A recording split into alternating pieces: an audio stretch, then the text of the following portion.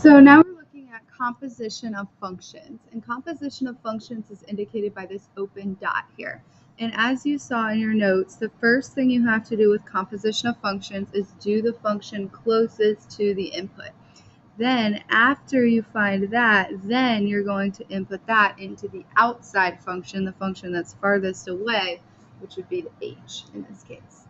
So the first thing we're going to do is plug in -5. So g of -5 would just be substituting in -5 for x. So when we do that, we get g of -5 equals -10. So now we can substitute that in for g of -5, and now we can evaluate h of -10. So again, when we plug that in, we're just plugging it in for x. So we get -10 squared would be 100, plus 4 would be 104. So that would be your answer. Since you just plugged in a number, your answer is going to be numerical. All right, and here we're going to practice one with a variable. So here we're plugging in a. And again, this means the same thing. We're doing g of a first, and then after that, we're going to plug that answer into f. So first we're going to do g of a, which again means we're just plugging in a for x.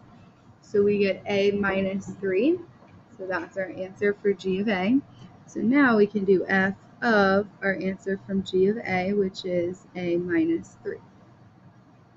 So to find f of a minus 3, we'll have to plug that in for x. So that would just be a minus 3 squared. And now we can double distribute that out. And we get a squared minus 3a plus 9. So our final answer would be a squared minus 6a plus 9.